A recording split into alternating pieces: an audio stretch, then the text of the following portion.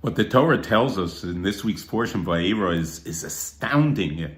Plague after plague, and Pharaoh is so stubborn, and he doesn't back down. He doesn't realize that God is in control, and he keeps putting his people into further and further danger. Take the fifth plague. The fifth plague, the plague of Becker. It's a cattle epidemic of livestock. And the Torah tells us that all of the livestock of Egypt perished in this epidemic. Pharaoh sent out, Vayishlach Paro, Pharaoh sent out to check out the situation. What about livestock owned by Jews? And he finds out, Lo meis echad, there was not one casualty. Can you imagine? In all of Egypt, all the Egypt livestock would perish. Not one livestock of the Jews. Now, you would think Pharaoh would say, okay, God, I give up. I give up. It's so clear. It's so crystal clear. You are in charge. But no, Pharaoh not only doesn't give up, but Pharaoh becomes more intensely antagonistic. And the Torah says that Pharaoh hardened his heart. How is it? How could it be? It was so true and so clear. And look, not one Jewish owned cattle died. How does when there's a plague, how does the plague know which one is Jewish, which animal is Jewish, which animal is not Jewish owned? So clear. And yet, Pharaoh remains defiant, and even more defiant.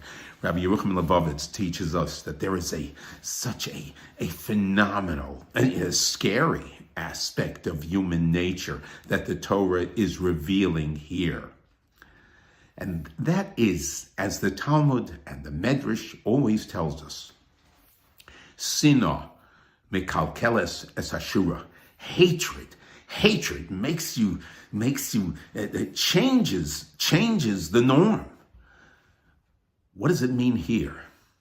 What it means here is that when something is so clear and so stark, and don't we ever wonder sometimes in the world, and when we see things that go on in the world and injustices, and then animosity towards the Jewish people, what, don't they see it? It's so clear, it's so stark. Don't they see it?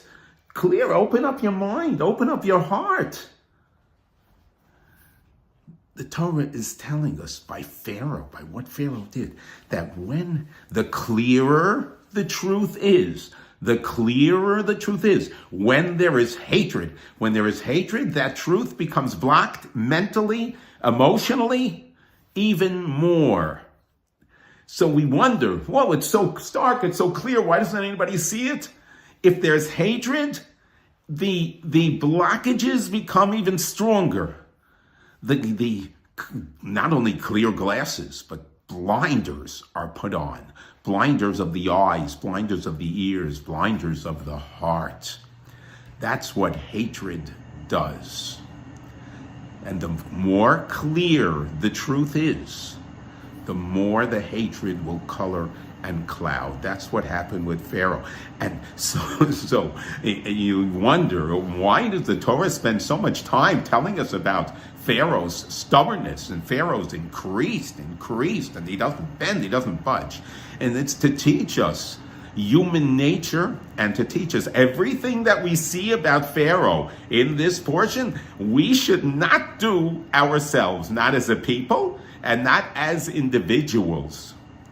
So we see the Torah is telling us how clouded Pharaoh's eyes were, his heart was, when he saw the truth. The more truth that he saw, the more defiant he became.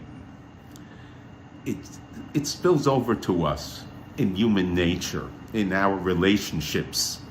And sometimes we look at one another, there's things about one another that we don't like. And we can learn a lesson of how impacted we are, how blinded we could potentially be from seeing the truth about another person and seeing the other person's true qualities, even though it's stark.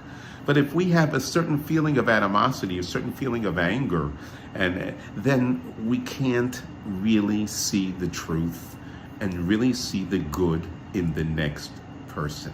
So let us take Pharaoh's lesson and I guess help us to understand the animosity of the world against us. That even when things are so true and so clear, if there's hatred, it just blinders are put on, and the vision is even more clouded.